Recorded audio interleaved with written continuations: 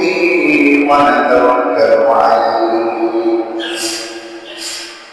ونعوذ بالله من شرور أنفسنا ومن سيئات أعمالنا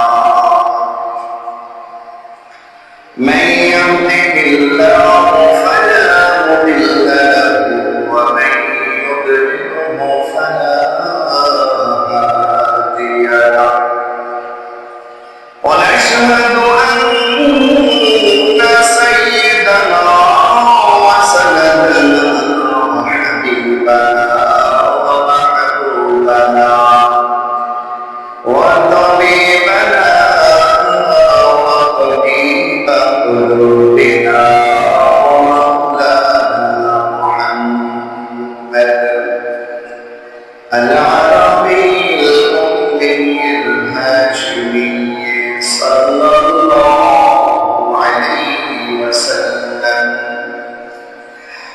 أرسله الله تعالى إلى الناس بالحق بشيرا ونذيرا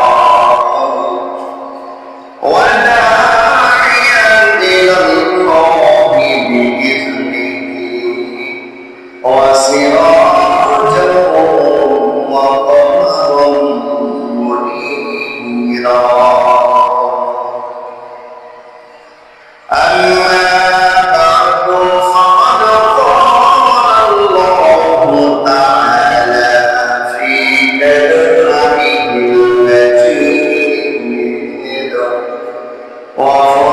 وفرقانه الشريف فأعوذ بالله من الشيطان الرجيم يا أيها الذين آمنوا اتقوا الله يا أيها الذين آمنوا اتقوا الله وكونوا مع الصادقين صدق الله مولانا العظيم وقال صاحب القرآن صلى الله عليه وسلم الصدق ينجي والكذب يهلك أو كما قال عليه الصلاة والسلام قال الله تبارك وتعالى في شأن حبيبه وما أرسلناك إلا رحمة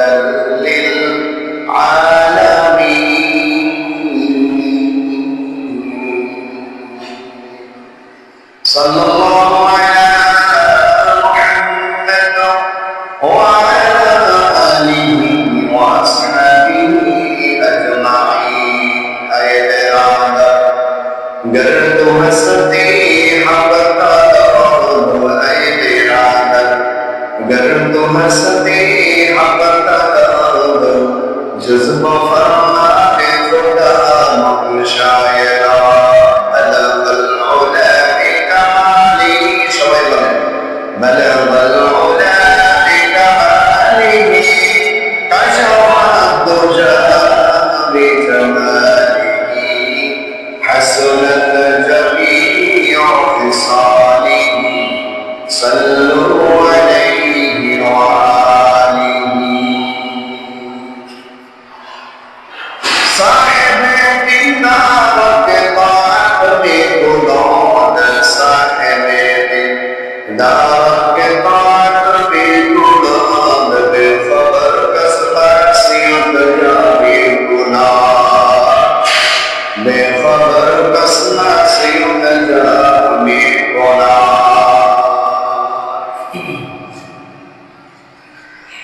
সকল প্রশংসা কার?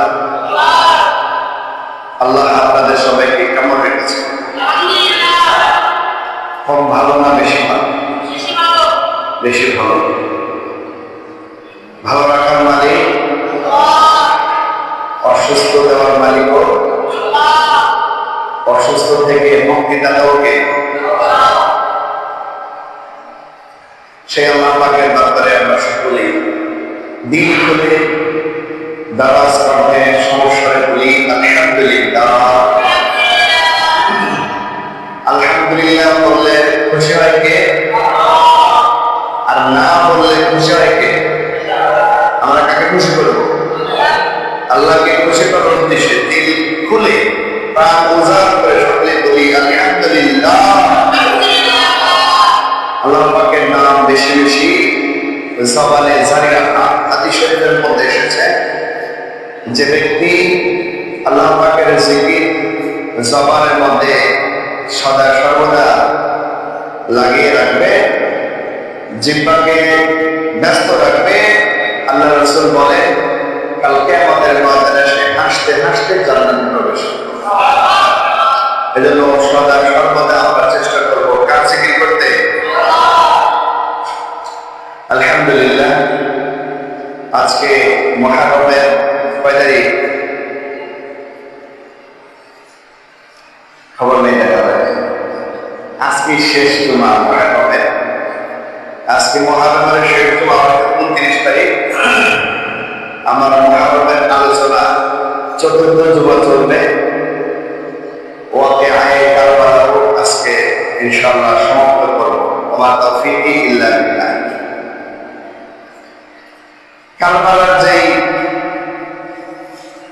দুঃখজনক ঘটনা, এটা নিছক একটি ঘটনা নয়। এখান থেকে মুসলিম মিল্লাতের জন্য বিশাল সবক রয়েছে, শিক্ষা রয়েছে। আসলে নাই, আমি শুরুতেই বলেছিলাম কারবালার প্রেক্ষাপট, কেন এই পরিবেশ কায়েম হলো, এই কেন উত্তর আমরা যারা জানতে পেরেছি, শিখতে পেরেছি, তারা ইনশাআল্লাহ আমল করতে পারে। ছোট্ট কথাই যদি বলি, সত্য আর মিথ্যা অবতারণা, হকের উপরে অটল থাকা, এটা হলো বড় অঙ্কের সবক। ইমামে হুসাইন রাদিয়াল্লাহু তাআলা আনহু খিলাফতের সত্যের হকের যে পথ উনি ধরেছিলেন, একেবারে শহীদ হওয়া পর্যন্ত এটার উপরে অটল ছিল।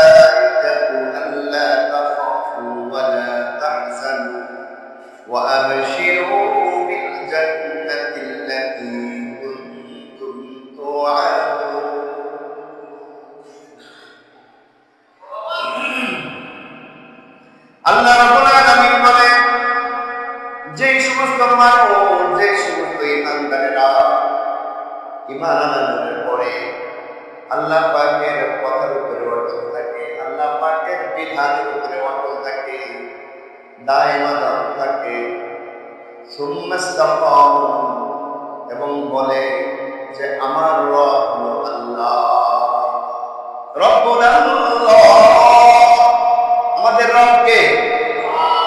সকলের রব কে? ঈমানদাররা বলে রব্বুল আল্লাহ, সুম্মাস্তাকামু, আমার রব আল্লাহ, আল্লাহ যে বিধান দিয়েছেন সেই বিধানের উপরে সে অটল থাকে। আয়াতের শেষ অংশে আল্লাহ রাব্বুল আলামিন বলেন যে তাদেরকে তোমরা জান্নাতের সুসংবাদ দান করো। সুবহানাল্লাহ।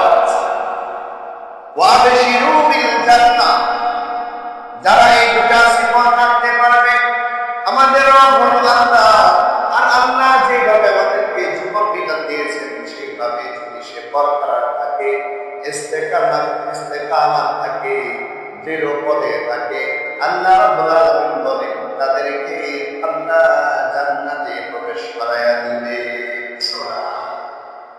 ইমামে হুসাইন রাদিয়াল্লাহু তাআলা ওনার এই দুনিয়ার জগতের মধ্যে সবচেয়ে বড়, সবচেয়ে বেশি আপনজন শিক্ষক হলো সরওয়ারে কায়নাত সাল্লাল্লাহু আলাইহি ওয়াসাল্লাম। সবাই বলেন সাল্লাল্লাহু আলাইহি ওয়াসাল্লাম। ইমাম হাসান, ইমাম হুসাইন, ওনাদের সবচেয়ে বড় শিক্ষক হলো কে? স্বয়ং নবী। স্বয়ং কে? নবী। হাদিস শরীফের মধ্যে এসেছে আল্লাহর পেয়ারা রাসূল সাল্লাল্লাহু আলাইহি ওয়াসাল্লাম জুমার খুতবা দেওয়ার জন্য মিম্বারের উপরে আরোহণ করেছেন। খুতবা দিচ্ছেন এমন অবস্থায় ইমাম হাসান আর হুসাইন দুইজন যখন ছোট ছিল, শিশু ছিল, মায়ের কাছ থেকে ফুরুত করে বের হয়ে মসজিদে নববীর মধ্যে যখন চলে এসেছে, দরজার মধ্যে যখন চলে এসেছে, আল্লাহ রাসূল সাল্লাল্লাহু আলাইহি ওয়াসাল্লাম মিম্বার থেকে নেমে এই দুইজন কিশোর শিশু বয়সের ইমাম হাসান আর হুসাইনকে জড়িয়ে ধরেছে। সুবহানাল্লাহ। এত ভালোবাসতেন, এত মহাব্বত করতেন। ইমাম হাসান আর হুসাইন যখন আসতো, আল্লাহ রাসূল সকল ব্যস্ততা ফেলে তাদেরকে সময় দিত, তাদেরকে শিক্ষা দিতেন কখন, কোথায়, কি করতে হবে। আল্লাহ রাসূল একদিন নামাজের মধ্যে সিজদায় চলে গেছেন, সাহাবীরা পিছনে মুক্তাদি হয়ে সিজদায় চলে গেছেন। এমন অবস্থায় ইমাম হাসান আর হুসাইন দুজন মানুষের ফাঁক ফোকর দিয়ে সামনে চলে এসেছে। আল্লাহ রাসূলের একজন ডানের পাশে, আরেকজন বাম পাশে কাঁধের মধ্যে বসে পড়েছে। ঘোড়ার মতো দুজন দুই কাঁধে পিঠের সাইডে বসে পড়েছে। আল্লাহ রাসূল সিজদা থেকে উঠতে পারতেছে না। সিজদা থেকে যদি উঠতে যায় তাহলে ইমাম হাসান হুসাইন পড়ে যায়, ব্যথা পাবে। এজন্য অনেক সময় লম্বা করে ফেলছে, কিন্তু সিজদা থেকে না উঠলে তো হবে না। তখন আল্লাহ রাসূল সাল্লাল্লাহু আলাইহি ওয়াসাল্লাম হাদিস শরীফের মধ্যে এসেছে, একজনকে প্রথম ডান হাত দিয়ে কাঁধ থেকে নামিয়েছে, এরপরে আরেকজনকে বাম হাত দিয়ে কাঁধ থেকে নামিয়ে তারপরে সিজদা থেকে উঠেছে। সুবহানাল্লাহ। নাতিদেরকে ভালো লাগে আপনাদের? দেখি নাতি আছে কাছে হাত দেখে কম দেখা যায়। ছেলে মেয়ে বিবাহ অনেকেই জানে, আর বেশিরভাগ দেখতেছি যুবক। মাশাআল্লাহ, মারহাবা বলেন, মারহাবা। যুবকটাই আগে চলে আসছে। আর যারা দাদা নানা এখন ঘরের মধ্যে 15 বছর ধরে গাছ থেকে আসতেছে, যুবকরা আলহামদুলিল্লাহ বলে। যুবকরা সব দিক থেকে অগ্রগী। মাশাআল্লাহ। তাইলে নাতিদেরকে যে ভালোবাসা, যে ভালো লাগা ফিল হয়, এটা যার নাতি নাই সে কি বুঝবে? বুঝে না। দেখো, আল্লাহ রাসূল শিক্ষা দিয়েছেন নানাদেরকে, নাতিদেরকে কিভাবে ভালোবাসতে হয়। আল্লাহ রাসূল দাদাদেরকেও শিক্ষা দিয়েছেন নাতিদেরকে কিভাবে ভালোবাসতে হয়। নামাজের মধ্যে নাতির পিছনে করবে বকা ঝকা দেওয়া যাবে না। রাসূল শিক্ষা দিয়েছেন নানারা নামাজ পড়বে, নাতিকে ঘোড়ার মতো চলে পড়বে, নামাজের সালাম ফিরায় বকা দেওয়া যাবে না। নানা দাদা নামাজ পড়বে, নাতিকে জামা বেয়ে কাঁধে উঠবে, বকা ঝকা দেওয়া যাবে না। ইসলাম শিক্ষায় নাতিদেরকে মহব্বত করতে হবে। মহব্বত করলেই না আপনার থেকে সে শিখবে। ইমাম হুসাইন রাদিয়াল্লাহু তাআলা এই জগতের মধ্যে সবচেয়ে বড় শিক্ষক ছিল প্রিয় নবী সাল্লাল্লাহু আলাইহি ওয়াসাল্লাম।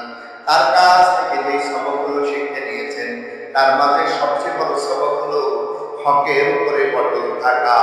ঠিক কিনা? সত্যের উপরে অটল থাকা, হকের উপরে অটল থাকা। এই সবক শিখতে নেওয়ার কারণেই তো যখন অসত্যের পথ সামনে এসেছে, উনি সেই পথ অবলম্বন করে না।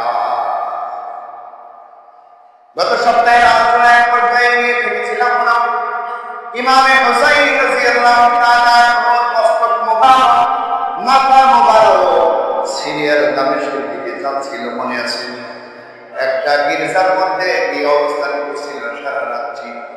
এটা যেহেতু ইতিহাসের কথা, বিভিন্ন বই পুস্তকে কিতাবাদিতে বিভিন্ন ভাবে লেখা আছে, যে যেভাবে বলে আসলে মূল কথা হলো গ্রহণযোগ্য কিছু কথা বলাই হয়েছে, অগ্রহণযোগ্য বাদবাকি সাংবাদিক অনেক কথাই কিন্তু বাজারের বই বিক্রি হয়, ওগুলো কিন্তু আমরা বলা ঠিক হবে না। গির্জার মধ্যে অবস্থান করেছে, এটা এক ধরনের কথা আছে, একটা রিওয়ায়াত আসছে, একটা কিতাবে আসছে, সেটা বলেছিলাম। গির্জা অবস্থান করার পরে পরের দিন সকালে যখন ইমাম হুসাইন রাদিয়াল্লাহু তাআলা মস্তক মোবারক আবারও বর্ষার ফলার সাথে এরকম কাঁপুনি গেছে সামনের দিকে অগ্রসর হচ্ছে, দামেস্কের মধ্যে যখন পৌঁছে যায়, ইয়াজিদ এই দৃশ্যটা দেখে সে ভিতর সন্ত্রস্ত হয়ে যায়। তোমরা করেছোটা কি? ইয়াজিদের সরাসরি অর্ডার ছিল না যে ইমাম হোসাইনকে হত্যা করো, মাথাকে আমার কাছে নিয়ে আসো, এরকম কোনো অর্ডার ছিল না। ইয়াজিদ এটা দেখে ভয় পেয়ে যায়, সর্বনাশ কি করে ফেলেছে, যে হোসাইন রাসূলের আদরের পরিবার টুকরা ছিল তাকে আজকে আমার সামনে মস্তক নিয়ে আসা হয়েছে। সে ভয় পেয়ে যায়। তারপরেও তার ক্ষমতার একটা লোক কাজ করেছে, তারপরেও তার এই ভয় কোনো কাজে আসে নাই।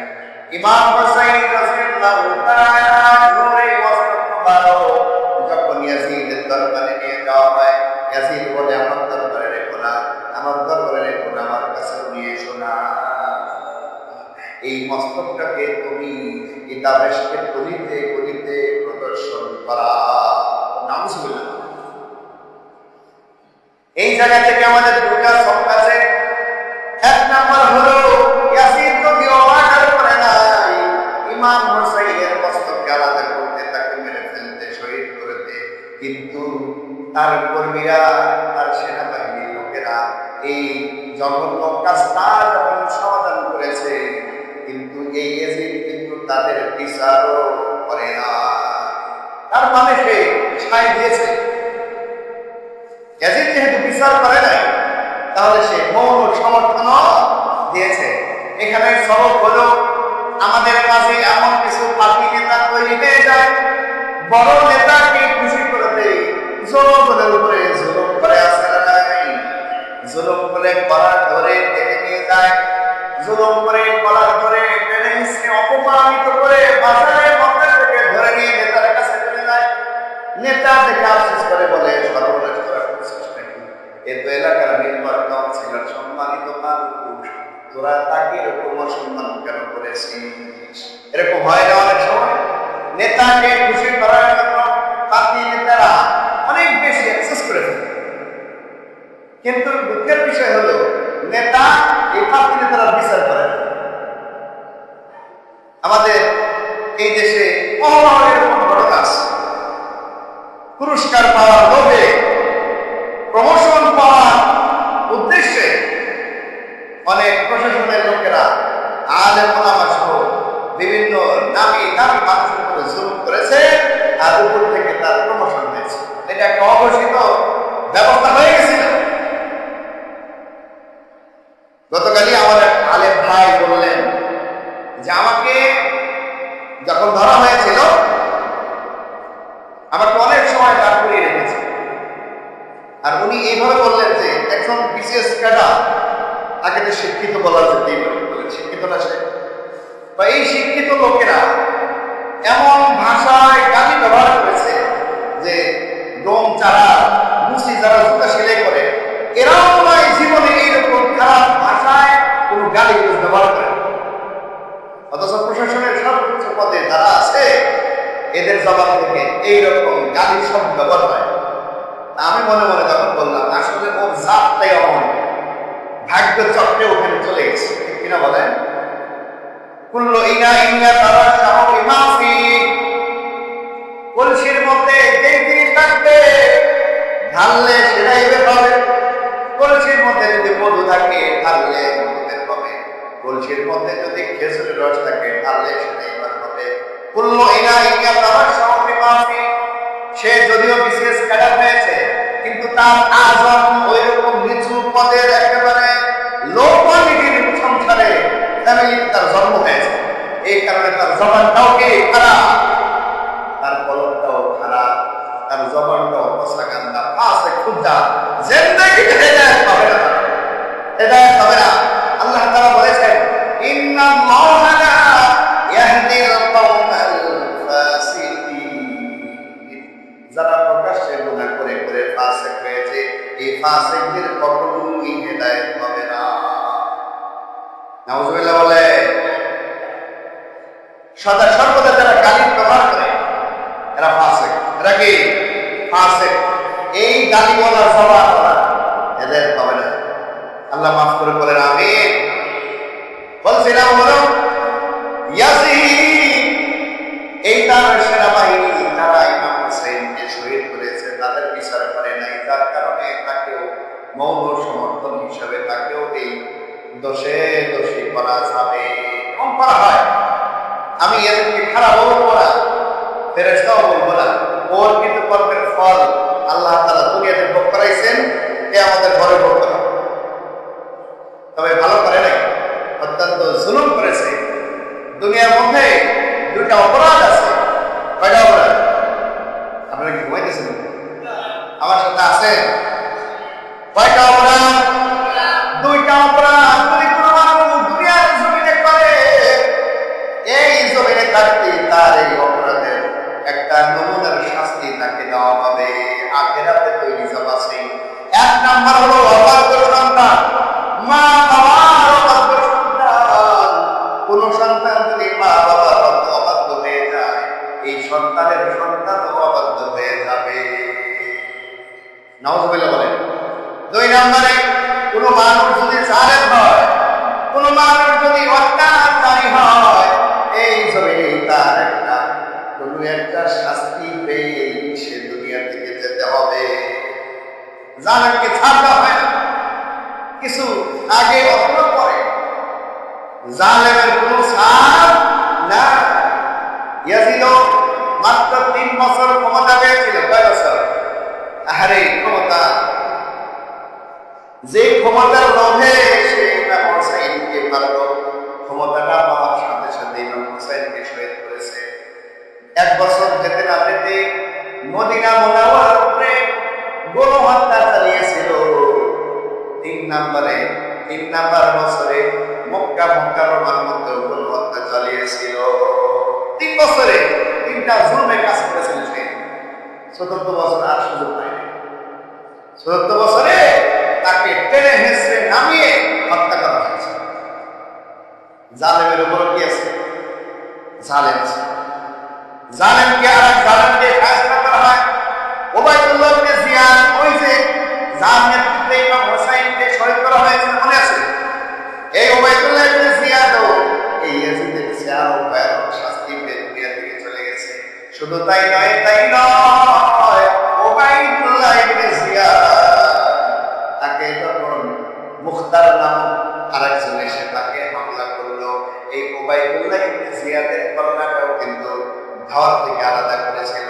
সাথে সাথে সীমাংশ আরো যে 5 জন মানুষ ছিল জালিম, তাদের সকলে কন্যাগুলো ধার থেকে আলাদা করে এই উবাইদুল্লাহ ইবনে জিয়াদের যে সিংহাসন ছিল, যেই জায়গাতে ইমাম হুসাইনের কল্লা রাখা হয়েছিল, ওই জায়গাতে ইবনে জিয়াদের কল্লাটা রেখে চতুর্পাশে আরো 4টি মস্তক রাখা হয়েছিল। এই সকলের বস্ত্র হলো জালেমের বস্ত্র। জালেম বলে মানুষ কি বলে? আলহামদুলিল্লাহ বলে, ঠিক কিনা? আর আদিল ভালো মানুষ বললে কি পরে সবাই আমরা ইন্না লিল্লাহি, জানেন না এই দোয়া? সবাই বলেন ইন্না লিল্লাহি ওয়া ইন্না ইলাইহি রাজিউন। আদিল ভালো মানুষ বললে এই দোয়া করাটা সুন্নাত। আর জালেম বলে সকলের দিল থেকে খুশিতে বলে আলহামদুলিল্লাহ।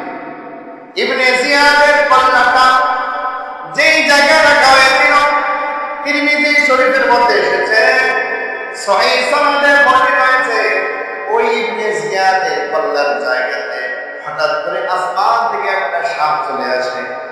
একটা সাপ চলে এসে এই ইবনে জিয়াদের নাক দিয়ে কল্লার মধ্যে ঢুকে পড়ে। কল্লার মধ্যে ঢুকে সে মাথার মধ্যে অনেক সময় বের করা ঘুরে ঘুরে ঘুরে আর একটা ছিদ্র দিয়ে বের হয়ে যায়। এইভাবে 3বার এক নাকের ছিদ্র দিয়ে ঢুকে মাথার মধ্যে ঘুরে ঘুরে আর এক নাকের ছিদ্র দিয়ে বের হয়ে যায়। কয়বার? 3বার হওয়ার পরে হঠাৎ দেখতে পায় এই সাপটা নিরুদ্দেশ হয়ে গিয়েছে। সাপ আর নাই। তার মানে এটা দুনিয়া থেকে ওর মগজের মধ্যে ইমাম হুসাইন রাদিয়াল্লাহু আনহুকে জুলুম করার যে চিন্তা চেতনা কাজ করেছে, দুনিয়ার জমিনেই আল্লাহ রাব্বুল আলামিন বিষাক্ত সাপ দিয়ে এই মগজের মধ্যে শাস্তি দিয়ে এরপরে আলহামদুলিল্লাহ বলে আলহামদুলিল্লাহ। জালেমের শাস্তি দুনিয়াতেই হয়, এই জন্য আমরা জুলুম করবো না। আমরা কেউ কি জানেন? আল্লাহর ভাষায় আমরা সবাই জানেন, আল্লাহর ভাষায় কিন্তু আমরা সবাই জানেন। বলে কেমনে? বলে আপনারা সবাই এই জিনিসটা জানেন। আমরা দোয়ার মধ্যে বলি রব্বানা যালামনা আনফুসানা, করেন না? করেন দেখি, রব্বানা যালামনা আনফুসানা ওয়া ইন লাম তাগফির লানা ওয়া তারহামনা লানাকুনান্না মিনাল খাসিরিন। এই দোয়া শিখেছে কে? আল্লাহ তাআলা এই আমরা যে জালেমকে শিখিয়ে দিয়েছেন। এটার অর্থ কি? রব্বানা, ও প্রভু, যালামনা, আমরা জুলুম করেছি। যালামনা মানে কি? আমরা জুলুম করেছি। কোথায় জুলুম করেছি? কার উপরে জুলুম করেছি? এই জায়গার মধ্যে উল্লেখ করে দিয়েছেন আল্লাহ রাব্বুল আলামিন। রব্বানা যালামনা আনফুসানা, ও আমরা জুলুম করেছি আমাদের নফসের উপরে, আমাদের কলবের উপরে, আমাদের মনের উপরে। আমরা সদা সর্বদা জুলুম করেছি। আপনি যদি ক্ষমা না করেন, এই জগতে আর কেউ ক্ষমা করার যোগ্য নাই। আমরা অত্যন্ত ক্ষতির মধ্যে পড়ে যাব। জুলুম করেছি আসলে। নফসের আলোচনা ইনশাআল্লাহ আরেকদিন করব। নফসের মধ্যে অনেকগুলো পার্ট আছে। আমরা গুনাহ করে করে জুলুম করেছি। আমরা হাত পা দিয়ে গুনাহ করি, জবান দিয়ে গুনাহ করি, চোখ দিয়ে গুনাহ করি, আর এই নফসের উপরে এটার প্রভাব পড়ে, আর সে অনুযায়ী শাস্তিও নির্ধারণ করে। তাহলে আমাদের অঙ্গ প্রত্যঙ্গ দিয়ে জুলুম করি, কলবের উপরে, নফসের উপরে, মনের উপরে শাস্তি ও পায়। এজন্য আল্লাহ তাআলা বলেন, ও ইনসান ও মানব জাতি, তোমরা সকলেই জানেন তোমরা অঙ্গ প্রত্যঙ্গ দিয়ে গুনাহ করার দ্বারা জুলুম করেছ। আরেক জায়গায় অন্যভাবে বলেছেন যে আজকে আমার বিষয় না, বিষয় হলো আমরা জুলুম করব না। বলেন ইনশাআল্লাহ। জালেমের উপরে দুনিয়াতে আল্লাহ তাআলা ভোগ করায়। যেমন নাকি আছি 3 বছরে 3টা জুলুমের কাজ করেছে। প্রথম বছর ইমাম হুসাইন রাদিয়াল্লাহু আনহুকে শহীদ করেছে। দ্বিতীয় বছর মদিনা মুনাওয়ারায় জুলুম করেছে। ওই যে কিছু সাহাবী ছিল, মনে আছে, যারা ইয়াজিদের বর্ষতা স্বীকার করে নাই, ইয়াজিদের খেলাফতি স্বীকার করে নাই, বলে মদিনা মুনাওয়ারায় তাদেরকে ধরে ধরে সে হত্যা করেছে, শহীদ করেছে। 3 নম্বর বছরে আবার দেখো মক্কা মুকাররমার মধ্যে আর কিছু সাহাবী, তারা এই ইয়াজিদের খেলাফত মানে নাই। ওই বছর সে এমন জঘন্য কাজ করেছে, খানায় কাবার দেয়ালের সাথে কামান ফিট করেছে। নাউজুবিল্লাহ বলে। হারাম শরীফ বলা হয় যে কাবা শরীফের যে তত্ত্ব, এর ভিতরে কোনো ধরনের পশু হত্যা করা হারাম। এই যে মানুষ হজে যায়, মাথার উপরে যদি আসে মারা নিষেধ ওই জায়গায়। মাসলাটা বুঝলেন? উপর আছে না অনেকের মাথায়, বিশেষ করে আমাদের মা বাবার মাথায় উপর নাই, এরকম মহিলা পাওয়া মুশকিল আছে। বলা হজে যায়, ওখানে যদি উপর হাতে পারে, এই উপরটা সেখানে মারা নিষেধ। আর সেই জায়গায় এই জালেম ইয়াজিদ খানায় কাবার ওয়ালের সাথে কামান ফিট করেছে। অনেক দলিলুল কদর সাহাবীদেরকে সে শহীদ করেছে। আমরাও মজলুম, কিন্তু আমাদের অনেক বেশি সময় দিতে হয়েছে, অনেক বেশি মজলুম হতে হয়েছে। কিন্তু ওনারা তো আল্লাহ রাসূলের বড় সাহাবী, ওনাদের জুলুমটা অত্যন্ত বেশি কার্যকর হয়েছে। আল্লাহর আরশ কেঁপে গিয়েছে, বেশি দিন যেতে দেয় নাই। আল্লাহ রাব্বুল আলামিন 3 বছরের মধ্যেই তাকে ধরে ফেলেছে। এই ইয়াজিদকে উৎখাত করে অন্য শাসক এসে এই প্রশাসনকে গ্রহণ করেছে। এটার ইতিহাস সামনে আরো অনেক যাবে। তো কারবালার সাথে সামঞ্জস্য এ পর্যন্ত আসে। এখন কথা হয়ে যায় এই মস্তক মোবারক এরপরে কি করা হয়? ইতিহাসে বেশ কয়েকটা রিওয়ায়াত আছে এই মাথা এই মস্তক মোবারক কি করা হয়েছে। একটা কিতাবের মধ্যে লিখেছে ইয়াজিদ 3 দিন এই দামেস্ক শহরে হুসাইন রাদিয়াল্লাহু আনহু মস্তক মোবারক প্রদর্শন করাইছে, মানুষকে শিক্ষা দিয়েছে, দেখো দেখো ইয়াজিদের খেলাফত যে মানবে না তার এই অবস্থা হয়। ও দুনিয়ার মানুষ, তোমরা শিক্ষা নাও, এই হুসাইনের মতো তোমরা যেন পরিণতিতে না ভোগ করো। 3 দিন ইয়াজিদ দামেস্ক শহরে পড়ানোর পরে আবারও সেই সেনাবাহিনীর কাছে লোকের মাধ্যম দিয়া আবারও সে পাঠিয়ে দিয়েছিল কারবালার ময়দানে। একটা রিওয়ায়াত হলো এটা, যারা এনেছিল তারাই আবার এই মস্তক মোবারক কারবালার মধ্যে নিয়ে আসে।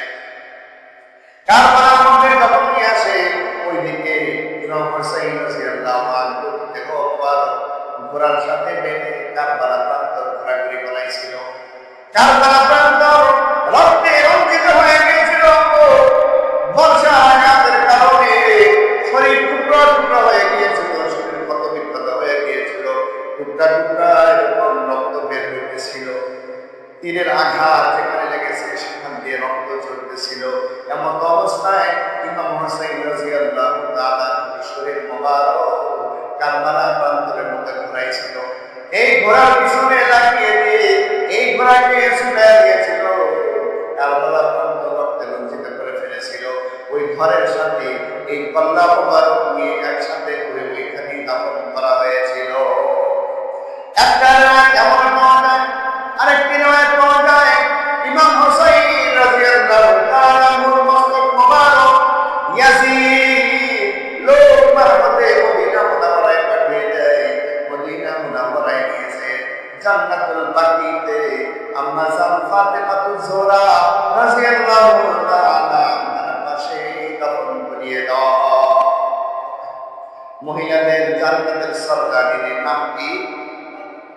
ফাতেমাতুজ জোহরা। আর যুবকদের জান্নাতের সরদারের নাম কি? আশাবাবি আহলিল জান্নাহ। আল ইমাম হাসান ওয়াল হুসাইন শাবাবি আহলিল জান্নাহ। যুবকদের এই জান্নাতের মধ্যে নেতা হবে, সরদার হবে ইমাম হাসান আর হুসাইন রাদিয়াল্লাহু তাআলা আনহুমা। আর মহিলাদের জান্নাতের নেতা হবে কে? মা ফাতেমা রাদিয়াল্লাহু তাআলা আনহা। আরেকটা ইতিহাসের মধ্যে আছে ইমাম হুসাইন রাদিয়াল্লাহু আনহুর মাথা মুবারক হযরত আলী কারামাল্লাহু ওয়াজহাহু পাশে দাফন করা হয়েছিল। এই তিনটি কথা শুনলেন। ৪র্থ নাম্বার আরেকটি রিওয়ায়াত এসেছে, তারিখের কিতাবের মধ্যে লিখেছে ইয়াজিদ যতদিন ক্ষমতার মধ্যে ছিল ততদিন সে এই ইমাম হুসাইনের মাথা মুবারক দাফন করে না। ইমাম হুসাইন রাদিয়াল্লাহু আনহু মাথা মুবারক সুন্দর কাপড় দিয়ে পেঁচিয়ে, লাল টুকটুকে কাপড় দিয়ে পেঁচিয়ে, সুন্দর কিছু মেডিসিন মাখিয়ে তার যে খাজানা ছিল সেখানে সে সংরক্ষণ করে রেখেছিল। ওই জমানার মধ্যে যেভাবে রাখলে থাকবে, বুঝবে না, বলবে না, সেইভাবে সে রেখেছিল। যতদিন সে ক্ষমতায় ছিল ততদিন সেই মস্তকটা ছিল। মারওয়ান যখন ইয়াজিদ থেকে ক্ষমতা নিয়ে নেয়, তারা বলে আমরা খাজানার মধ্যে একটা সুন্দর কাপড় পেছানো মাথা পেয়ে যাই, আমরা এটার খুলি নাই। টকটকে লাল অনেকদিন হওয়ার কারণে একেবারে খয়েরি কালার ধারণ করেছিল।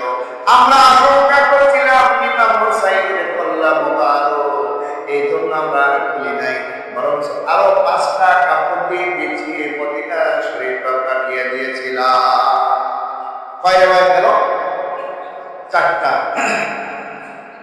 5 নম্বরের রিওয়ায়াত আছে হলো ইমাম হুসাইন রাদিয়াল্লাহু তাআলা আনহুর কল্লা মুবারক ইয়াজিদ সেখান থেকে আসকালান শহর পাঠিয়ে দেয়। আসকালান শহর হলো আফ্রিকা মহাদেশের মধ্যে পড়েছে, আর সেটার বর্তমান দেশের নাম হলো মিশর। মিশর কিন্তু এশিয়ার মধ্যে পড়ে নাই, মিশর পড়েছে আফ্রিকা মহাদেশে। আসকালান শহরে যাওয়ার পরে সেখানে এক জায়গায় দাফন করা হয়েছিল। উমাইয়া খলিফা যখন হয়ে যায়, উমাইয়া খিলাফতের কালে যখন এসে যায়, তখন ওই আসকালান শহর থেকে ইমাম হুসাইন রাদিয়াল্লাহু আনহু আল্লাহ মুবারক সেখান থেকে তুলে ফেলে, তুলে আবার মিশরের কায়রো শহরের মধ্যে একটা জায়গা আছে, ওই জায়গার মধ্যে দাফন করা হয়। এই রিওয়ায়াতের মধ্যে লিখেছেন ইমাম হুসাইন রাদিয়াল্লাহু তাআলা কে যখন দাফন করা হয়েছে, তার থেকে কত শত বছর পরে আসকালান শহর থেকে যখন এই মাথা মোবারককে তোলানো হয়েছিল অন্য জায়গায় দাফন করার জন্য, ওই রিওয়ায়াতের মধ্যে লিখেছে কারবালার প্রান্তরে যেমন রক্ত টিমটিমে টমটম করে বের হইতেছিল, 500 বছর পরে ওই ইমাম হুসাইনের মাথা থেকে তখনও রক্ত ঝরছিল। সুবহানাল্লাহ। শহীদের রক্ত কখনো শুকায় না, জানেন এটা? শহীদের রক্ত কখনো শুকায় না, টাটকা রক্ত থাকে। এই তো 90-র দশক বা 80-র দশক আমরা এটা পড়েছি। ইরাকের মধ্যে এক সাহাবীর কবর ছিল, এক সাহাবীর কবর। এই কবরের পাশ দিয়ে নদী চলে গেছে, নদী যাওয়ার কারণে এই লাশ নদীর একেবারে কিনারায় চলে আসছে। তৎকালীন মিশরের যে বাদশাহ, তৎকালীন ইরাকের যে বাদশাহ, তাকে স্বপ্নে দেখাইছে আমি অমুক সাহাবী, আমাকে এখান থেকে সরিয়ে দিয়ে অমুক কবরস্থানে দাফন করো। কয়েকদিনের স্বপ্ন দেখার পরে ইরাকের বাদশাহ হুকুম করলো, ঠিক আছে, বুলডোজার নিয়ে যাও, ভেকু নিয়ে যাও, আদরের সাথে মাটিগুলো খনন করো, যেহেতু নদীর কিনারায় সুন্দর করে মাটি খনন করে ওনাকে ওখান থেকে তুলে নিয়ে আসো। ইমাম সাহেবদেরকে সাথে নিয়ে, আলেম ওলামাদেরকে সাথে নিয়ে একটা ভেকু নিয়ে গেছে। ওই যে ভেকুটা মাটি উঠায়, এটা আস্তে আস্তে মাটি উঠাচ্ছিল। এক পর্যায়ে মাটি উঠাইতে উঠাইতে এই কপালের এই পাশটাতে একটু ছোঁয়া লেগে যায়, একটু ছোঁয়া লাগে। এই ছোঁয়া লাগার সাথে সাথে দেখে এই লাশ থেকে তাজা রক্ত বেশি দিন আগের ঘটনা। কোরআনে এটাই বলে যে তোমরা শহীদদেরকে মৃত বলো না, শহীদরা কি জীবিত। ইমাম হুসাইন রাদিয়াল্লাহু তাআলা থেকে একেবারে টাটকা রক্ত ঝরঝরে ছিল, ওইটাকে আমার সুন্দর করে কাপড় পরাইয়া আসকালান শহর থেকে নিয়ে এসে কায়রোর মধ্যে একটা জায়গায় দাফন করা হয়। ওই জায়গায় এখন একটা সুন্দর মসজিদ হয়েছে, মসজিদ আল হুসাইন। মসজিদ আল হুসাইন ইন্টারনেটের জগৎ আপনারা সামনে পেয়ে যাবেন। এই মসজিদের পশ্চিম ডান পাশে ইমাম হুসাইনের সেই মস্তক রাখা আছে। ওইখানে শত শত মানুষ যায়, এখনো জিয়ারত করে। এখন ভাগ হয়ে গেছে দুইটা, শিয়া যারা ইরানি, ইরাকের কিছু অংশ, সিরিয়ার কিছু অংশ, যে শিয়া জাতিগোষ্ঠী তারা আছে, এরা কিন্তু ইমাম হাসান হুসাইনকে, আলী রাদিয়াল্লাহু আনহুকে নবীর চাইতে কোন সম্প্রদায় আছে, শিয়ার মধ্যে কোন সম্প্রদায় আছে আমাদের নবীর চাইতে আলীকে বেশি সম্মান দিয়ে থাকে, এই জন্য তারা কাফের। আর শিয়ার মধ্যে কোন সম্প্রদায় আছে নবীকে নবী হিসেবেই মানে, আর আলীকে নবীর সাহাবী হিসেবে মানে, এরা মুসলমান। তো কারবালার প্রান্তরে কিন্তু এই যে মুহররম মাস ব্যাপী পুরো মাস শিয়ারা কিন্তু সেখানে বিভিন্ন আচার অনুষ্ঠান করে থাকে। এবং ওই যে দেখেন না, পুরান ঢাকাতেও কিছু আছে, তাজিয়া মিছিলদের পরে নিজের শরীর থেকে রক্ত ধরায়, হাই হুসাইন, হাই হুসাইন। দেখছেন কখনো? বড় বড় যে পাতলা পাতলা চিন দিয়ে সুতা বাঁধে, এরকম 10-20টা একসাথে করে পিঠে আঘাত করে আর বলে হাই হাসান, হাই হুসাইন, নিজের পিঠ থেকে রক্ত ঝরায়। ওই কারবালার প্রান্তরে রক্ত ঝরাইছে ওদের সাথে সাদৃশ্য করার জন্য। এটা ইসলামের শরীয়তে কাজ হয়েছে, এটা শিয়ারা করে থাকে। নিজের শরীরে রক্তের মালিক নিজে। আপনাদের শরীরে যে রক্ত আছে এটা মালিক আপনারা। যারা যারা বলতেছেন আমার শরীরের রক্ত আমি মালিক, না, আপনি রক্তের মালিক না, আপনি চোখের মালিক না, আপনি কলমের মালিক না, আপনি কিডনির মালিক নন। এগুলোর মালিককে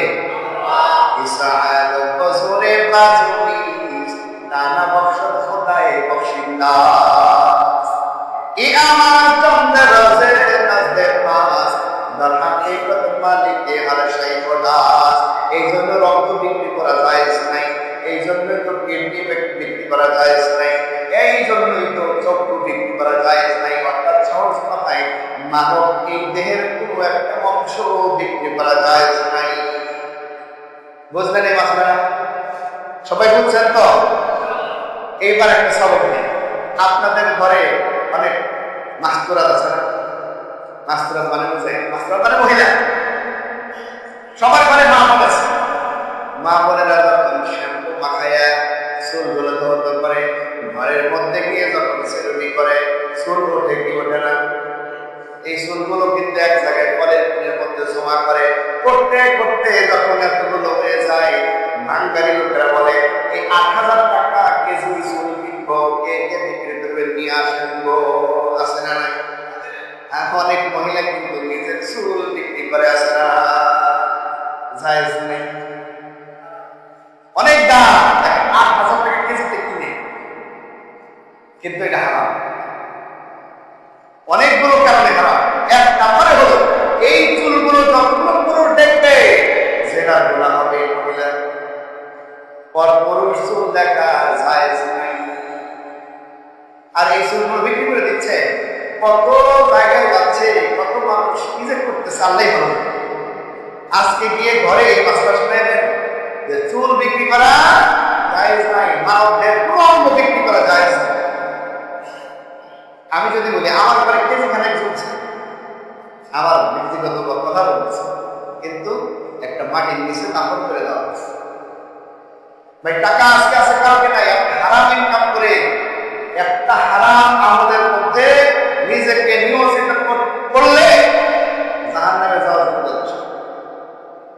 এই জন্য সাবধান, আজকে থেকে আমাদের ঘরের মা বোনদেরকে এই সবকটা দিবেন।